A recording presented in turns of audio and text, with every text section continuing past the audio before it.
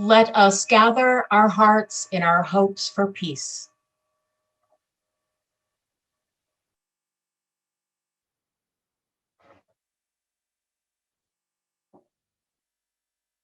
For each child that's born, a morning star rises and sings to the universe who we are. For each child that's born, a morning star rises and sings to the universe who we are. Oh, for each child that's born, a morning star rises and sings to the universe who we are. Oh, for each child that's born, a morning star rises and sings to the universe who we are. We are our grandmother's prayers, and we are our grandfather's dreamings, and we are the breath of our ancestors. We are the Spirit of God. We are mothers of courage, fathers of time, daughters of dust, and the sons of great visions. We're sisters of mercy, brothers of love, lovers of life, and the builders of nations. We're seekers of truth, keepers of faith, makers of peace, and the wisdom of ages. We are our grandmother's prayers. We are our grandfather's dreamings, and we are the breath of our ancestors. We are the Spirit of God. We are mothers of courage, fathers of time, daughters of dust, and the sons of great visions. We're sisters of mercy, brothers of love, lovers of life, and the builders of nations. We're seekers of truth and keepers of faith. We are makers of peace and the wisdom of ages. We are our grandmother's prayers. We are our grandfather's dreamings, and we are the breath of our ancestors. We are the Spirit of God. We are our grandmother's prayers, and we are our grandfather's dreamings. We are the breath of our ancestors. We are the Spirit of God. For each child that's born, a morning star rises and sings to the universe who we are. For each child that's born, a morning star rises and sings to the universe who we are. We are one.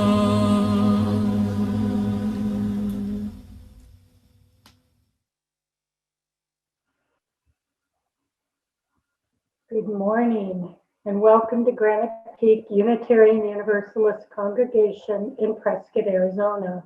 I'm Kelsey Wilkes, your worship associate today.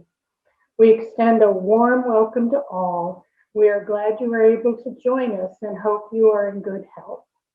We want to stay connected, so please join us for breakout rooms after the service. This will give you time to chat with congregants in small groups. Reverend Becky Gunn will remain in the main Zoom after the service for greetings and discussions about the service and acceptance.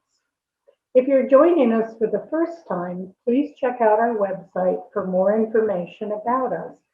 You can find us at prescottuu.org. This is the mission statement of our congregation. We are a compassionate spiritual community that celebrates diversity, nurtures the personal and spiritual growth of all ages, shares our gifts, promotes justice for all, and serves the world we live in. We extend our thanks to all who have contributed to the presentation of our service today. Heather Knowles for technical direction, Lena Huben for our piano accompaniment, the Granite Peak worship team, Marianne Erickson, and we welcome back our guest speaker, Reverend Becky Gunn. After a 30-year career in business, Reverend Gunn chose to go to Starr King School for the Ministry to become a UU minister. She did her internship in Albany, New York, an interim ministry in Boulder, Colorado, and her called ministry for 6 years in Bangor, Maine, where she became Minister Emerita in 2014. Her focus in ministry was spiritual growth associated with social justice. She retired to Prescott in 2015, and I have known Becky since 2017 when I joined AAUW. I'm thrilled that she's here again. Although we are physically apart, we are still in community, and we continue with some of our meetings and activities virtually. So please continue to check the weekly peak, our website, and Reverend Patty's videos for announcements. And join our regular weekly Zoom meetings. Together Wednesday forum, Wednesday afternoon storytelling, and Friday lunch with our minister. You will find connection information and other announcements in the order of service. Children's Faith Development will be today at 11:30 via Zoom. Contact Bev Bostrom. And please check the order of service for our food pantry needs. 8 specific items have been added along with the drop-off times and days.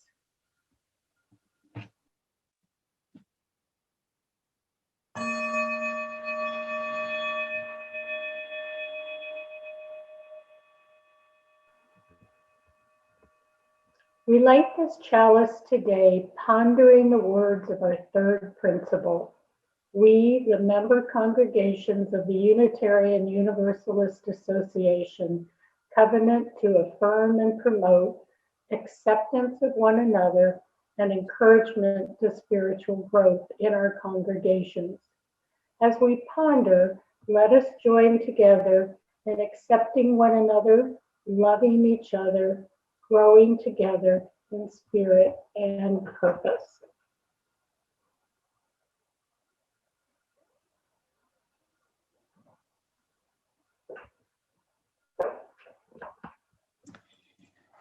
Our words of gathering this morning are by Nancy Woods from her book, Sacred Fire.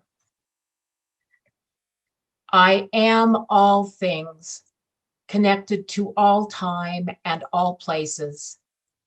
I am the undernourished bones of aged men. I am the new blood of unborn babies.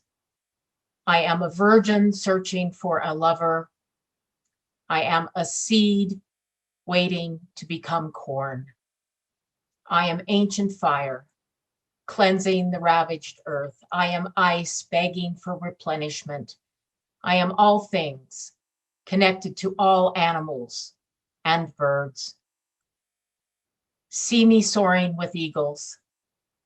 What they are, I am. Where they go, I have been before. When they die, a part of me dies also. When they are born, my life begins anew. Out of stone cold earth, I have become flame. Please join in singing our first hymn, which is number 188, Come, Come, Whoever You Are. It is a video.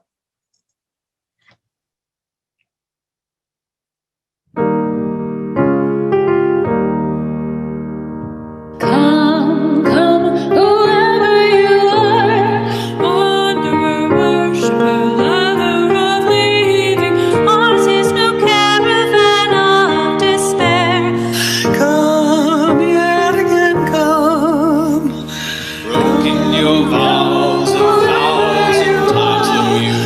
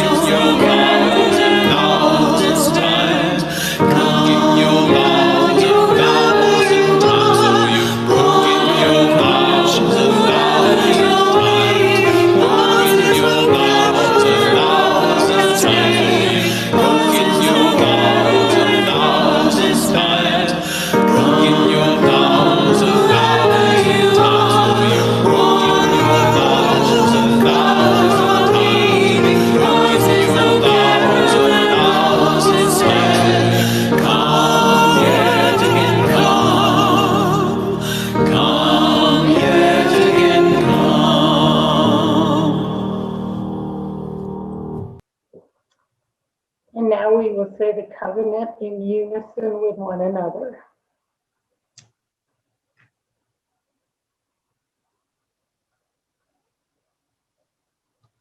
Love is the doctrine of this congregation. The quest for truth its sacrament, and service is its prayer.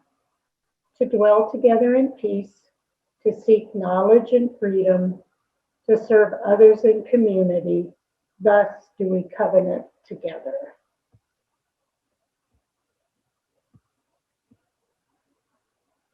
And now there is a congregational moment by Marianne Erickson.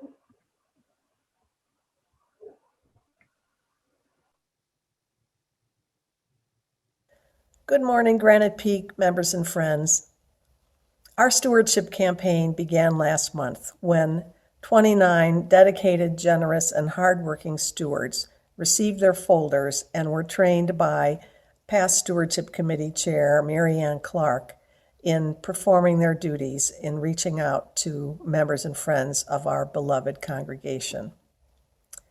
I am also a steward, as some of you know, and I have been a steward since the mid-1980s when I first worked on operating expense campaigns for the Bloomington UU Church, where Adlai Stevenson and his family were members. You may think I'm crazy, but I really do enjoy being a steward because I get to meet with new like-minded people and get to know them better. I also like being assigned to visit with people that I've been missing because I feel very good having a chance to connect with them again. I'm not afraid to ask for pledges because I fully understand that a balanced budget cannot be presented to the congregation for consideration unless all the needed income is committed.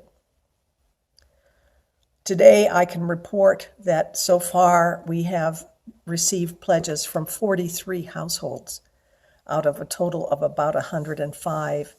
It places our current pledge total at $153,050 and leaving $86,439 to be raised, hopefully by the end of the month. In order for us to reach this goal, I am asking that everyone who can multiply their current pledge by 1.2, and doing so will allow us to reach our goal by the end of March. John and I were able to increase our pledge this year by 1.2, by multiplying by 1.2, and it raised us from the sustainer to the visionary category in the UUA giving chart. We could do this because we didn't go anywhere last year and we had some money from traveling that we might have spent. Perhaps you have saved some money from stimulus checks or travel funds that you had set aside, or perhaps just simply by driving less. Please consider increasing your pledge this year as we want to continue our commitment to social justice and fairly compensating our exemplary staff and our beloved minister. Your pledge matters a lot, as does your commitment to look out for one another and remain as involved as possible in Granite Peak programs and projects. Thank you for your support in so many ways.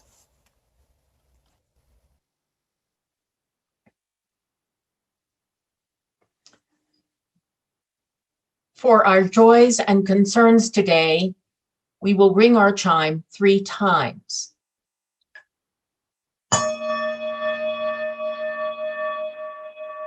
Our first is in memory of all those who have gone before us, those who have lit our way through their strength.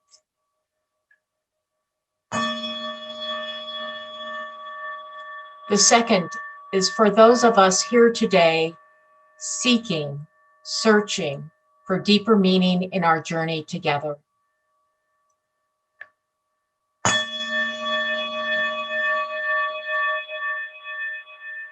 The third is for all those who continue to carry on the light of our faith community through vision, resolve, and love. Please sing these words of comfort.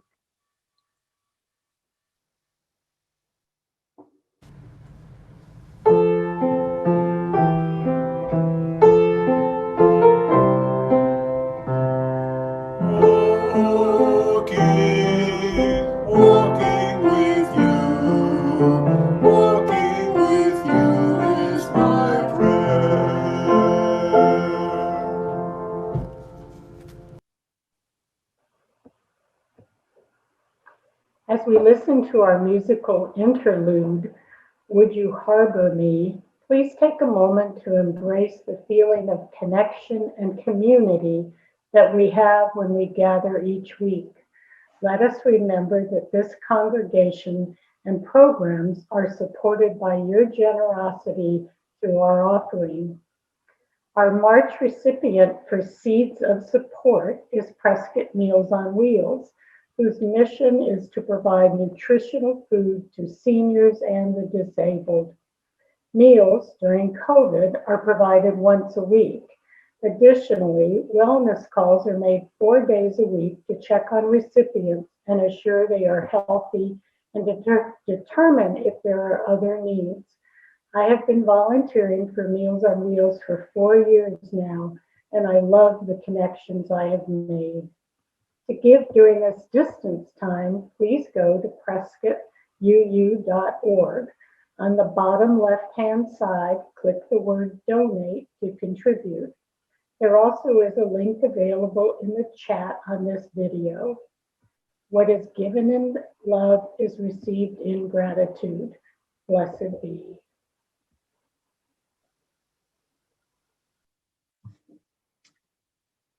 Our reading this morning is a psalm to widen our tents, which has been adapted, and it is by Miriam Therese Winter. Our world is too small.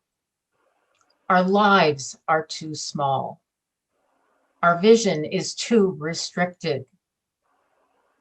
May the people of various countries, various cultures, tribes, organizations, and families find room in our world and our lives.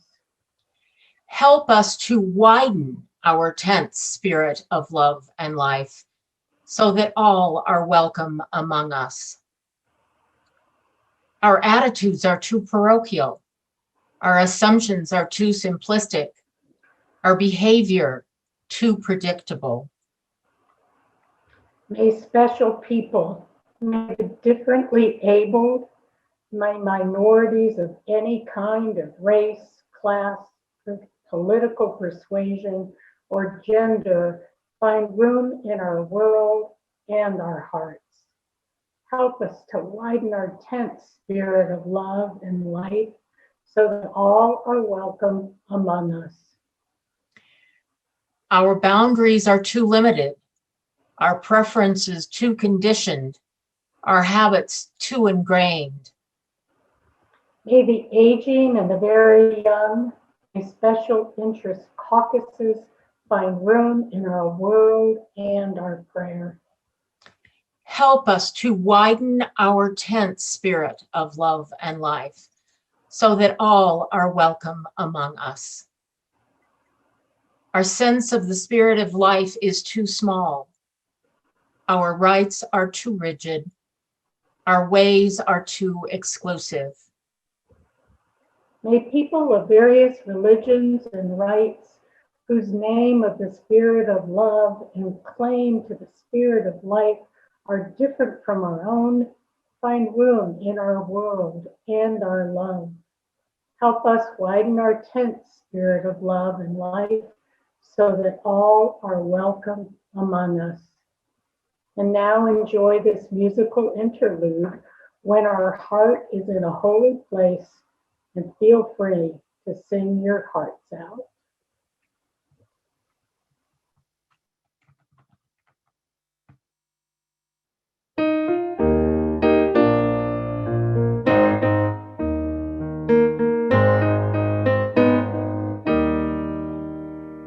When our heart is in a holy place, when our heart is in a holy place, we are blessed with love and amazing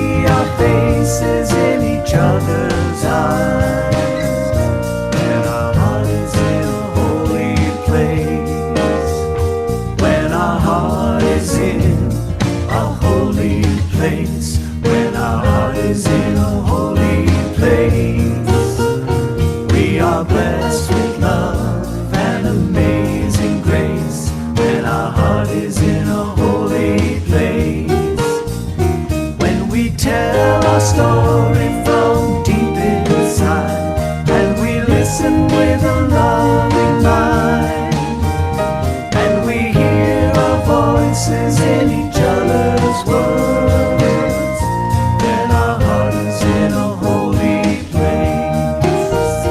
When our heart is in a holy place, when our heart is in a holy place, yeah, we are blessed with love and amazing grace. When our heart is in a holy place, when we share the silence of sacred space, and the God of our heart stirs within, and we feel the power of each other's faith, then our heart is in a holy place. Then our heart is in a holy place. Then our heart is in a holy place.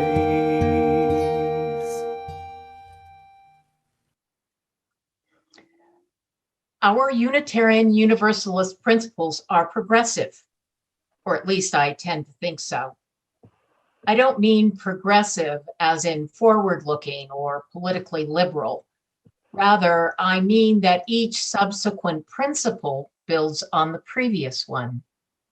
Our first principle speaks to the worth and dignity of every human. This is the foundation for the second principle, which speaks about justice, equity, and compassion. If we don't believe in the worth of every person, justice or equity doesn't make much sense.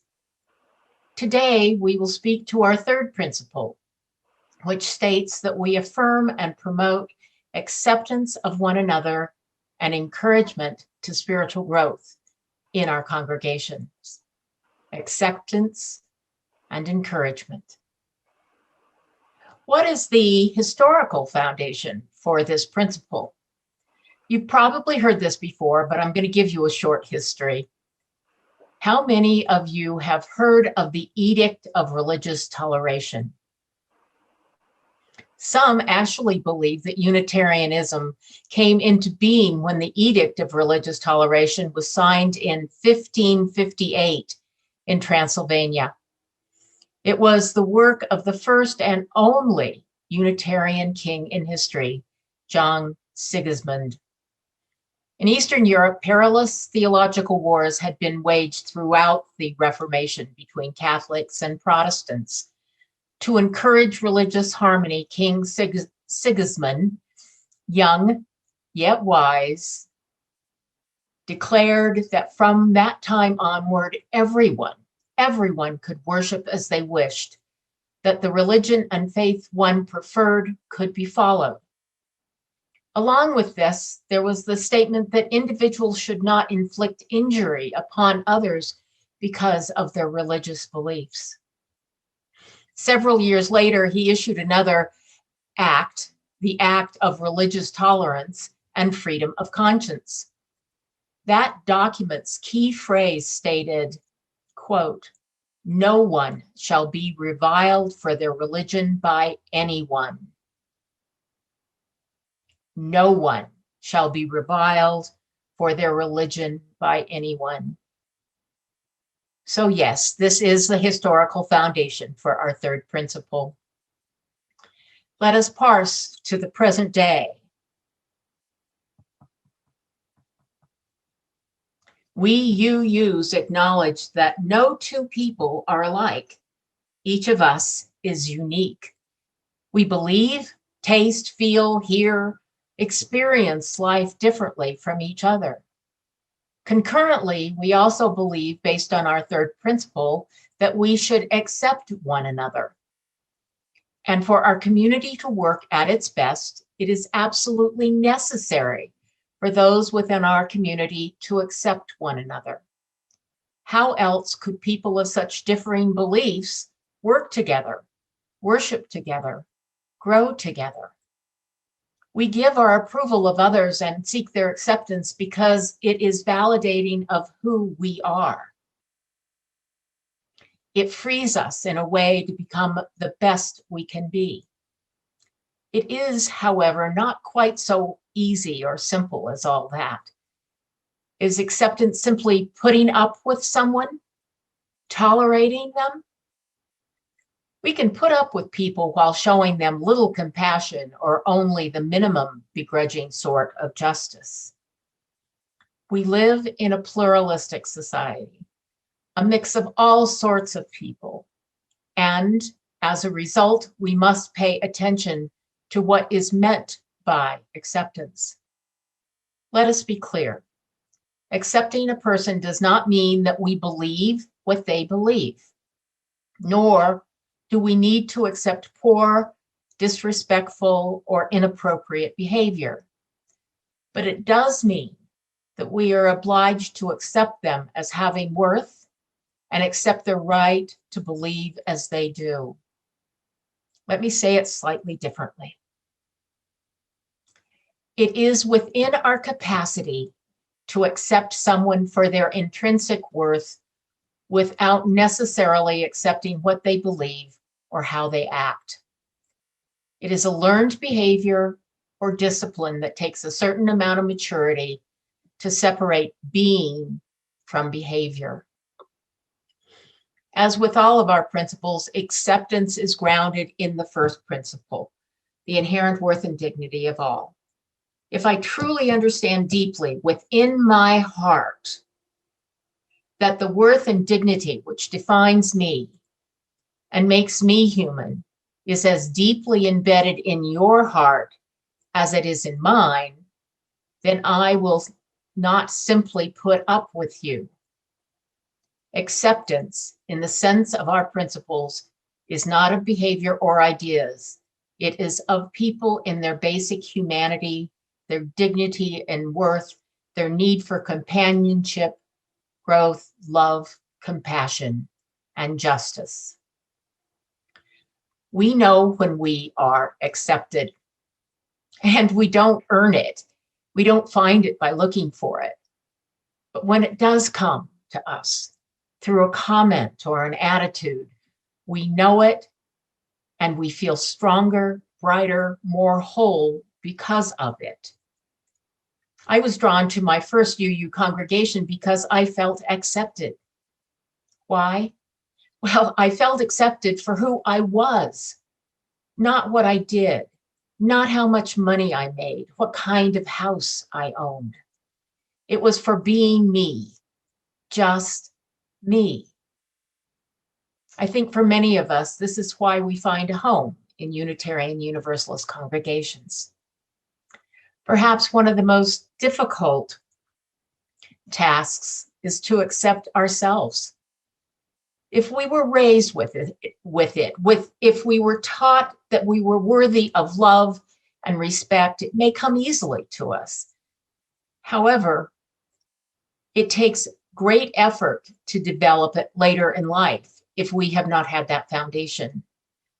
One of the best ways of beginning to accept yourself is by belonging to and participating in a healthy, whole Unitarian Universalist community. A few years ago, I received a copy of the newsletter from the Church of the Larger Fellowship. In that issue, Jeffrey Lockwood wrote a column entitled Life Preservers that I would like to tell you about. He begins with the acknowledgement that he has caused suffering to a woman, Melody, with whom he worked as a graduate assistant. This woman found out that Jeffrey had not been saved. He says, as a devout Christian, she felt obliged to do everything in her power to bring others into the fold. But I was not just another heathen, I'd become a friend. So her sense of duty was even more compelling. She was nearly desperate to keep me from walking into the fires of hell. So Melody invited him to lunchtime Bible study, which he declined. Her anxiety was huge, but it was like throwing a life preserver to a drowning man who refuses to grab the ring because he thinks he's out for a pleasant swim. She never did save him. He continues, I've often been in Melody's position. As a professor, I have spent a great deal of energy trying to convert other people. There was the lazy but gifted student whom I wanted to turn into a scholar. The arrogant colleague I wanted to turn into a doubter. And the cynical administrator I wanted to turn into an idealist. Outside my work, there was the miserly member of my church I wanted to turn into a generous giver. The despairing friend I wanted to turn into an optimist, and the happy-go-lucky fellow I wanted to turn into a realist. But they all, to a person, refused to reach out for my life preserver. I agonized over their fate and lamented their failings. I suffered for them. At least I suffered until I finally realized that I was trying to convert the wrong person. The essence of happiness lies not in changing colleagues into people I can respect. The task is instead to turn myself into a person who can respect, value, and love others. I'm still working on it, unquote. What he's truly speaking about is the ability to accept others. Acceptance to me is more than tolerance. It is truly appreciating the value of others and yourself as a human being. We can't want to change them, those people. We love them, appreciate them for who they are. In today's world, how difficult is that? Very. Our principles are meant to call out the best in us, and there are times, oh yes, there are times when we do not live up to them. In our third principle, the concept of acceptance and encouragement to spiritual growth are listed as if they are inextricably intertwined. Our spiritual growth depends on our acceptance of others, of those around us, and the mystery that is beyond understanding. One way of looking at spirituality is that it is living out of our deepest reality, our deepest truth, our deepest values into the world. Our spirituality is the unfolding of who we are, our most profound integrity from the deepest places within our hearts into our daily lives. This seems to be a lifelong task, not just something for Sunday mornings or occasional worship. It is something we must always do, something we're never finished with. Our lives are constantly unfolding, always a work in progress. Genuine spirituality requires that we be ready to change, to let go of this and embrace that, to leave the past behind and to hold to the future. While I say that acceptance of oneself is difficult, I think in terms of spirituality and growth in the spiritual aspects of life, it is even more difficult to expend my embrace to all, to accept honestly and truthfully the worth and dignity of all. My spiritual growth is in fact inextricably tied up with the spiritual growth of all. If acceptance affirms us as we are, encouragement pushes us toward whom we might become. As crucial as acceptance is to our spiritual and emotional health, we need frequent nudges by others to grow, lest we stagnate. Our religious community helps us grow beyond ourselves, both personally and communally. Encouragement literally means to put courage or heart into another. So the word used in our principle is a hopeful, supportive, positive one. We give heart to each other. E. Powell Davies, a famous Unitarian minister, said that religion is the opportunity to grow a soul. We at Granite Peak are given the opportunity each Sunday, each time we are a community, to help grow a soul. There are, of course, lots of ways at what growing your spirit or soul is. In an article by Robert Hardy's, the minister at All Souls in Washington, D.C., the topic of spirituality is discussed slightly differently.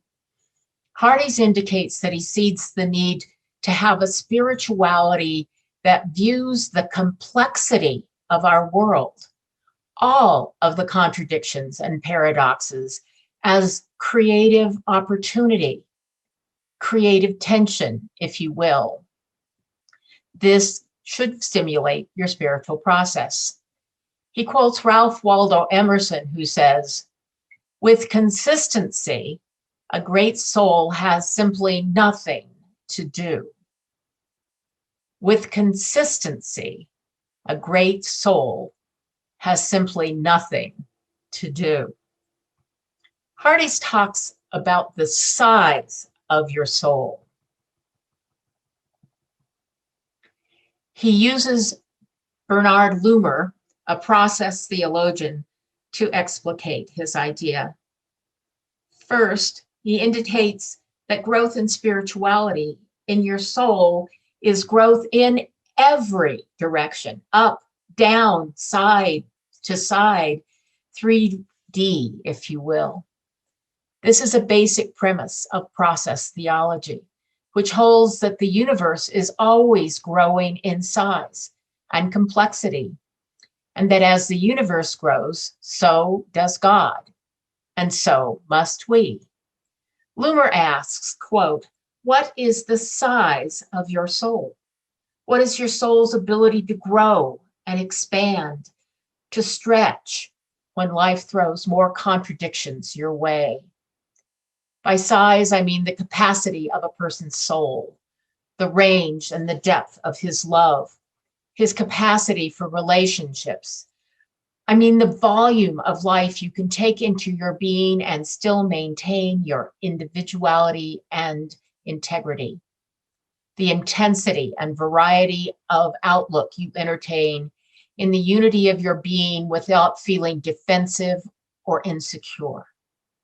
I mean the strength of your spirit to encourage others to become freer in the development of their diversity and uniqueness. I mean the power to sustain more complex and enriching tensions. I mean the magnanimity of concern to provide conditions that enable others to increase in stature, unquote. How do we do this? How do we encourage this growth? First, we acknowledge that we each minister to each other. We set a tone of acceptance and recognition throughout the congregation in our lives outside the congregation. We consciously worship on Sunday, seeking the spiritual uplift that is here, even on Zoom. We teach our children the hope and wonder of acceptance and spiritual growth. We encourage people to try new things through classes, new positions, or leadership roles. We listen to others, truly listen, and integrate what is of value into our perspectives. Each of us is a part of our community of love and care. We open our hearts and minds to what is possible, and then we grow. Our world is a complex world. To accept and encourage others to grow spiritually means that it won't always make sense, except in one critical way. We are all human.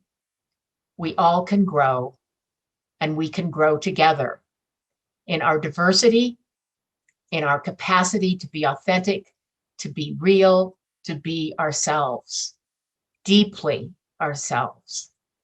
Our principle calls us to be accepting of others, of their humanity. It calls us not just to be tolerant, but to be accepting. It calls us to truly listen to others so that we can be spiritually hospitable, to accept the person, if not the views. Our responsibility to this principle is to help others grow, as well as grow ourselves. Growing our spirits, growing our souls, means growing our hearts to a larger size, yet keeping them supple enough to embrace the diverse, intricate, interwoven, inexplicable world together. May it be so. Now, please join in singing our closing hymn, number 298, Wake Now, My Senses. In the spirit of benediction, may we be accepting of ourselves and of others. May we accept our common humanity in all its wonder and complexity. May we have the courage, the heart, to grow the size of our souls. May we each encourage each other in our spirit journey, wherever they may lead. Namaste, Asante, Shalom, peace, and love. Amen. And now may we say, excuse me, may we say the words to our closing extinguishing of the chalice, and they will be on the screen.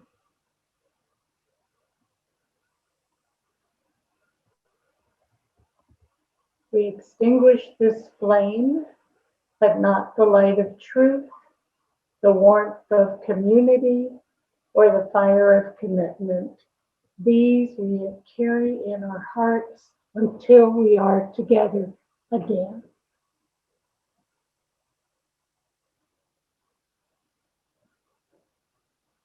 And now I invite you to take as much time as you wish to visit with friends and visitors in our chat room. Stay online to be placed into a chat room, or remain right here in this main Zoom for discussion with our guest, Reverend Becky, about acceptance. Our worship time has ended, and now our service begins.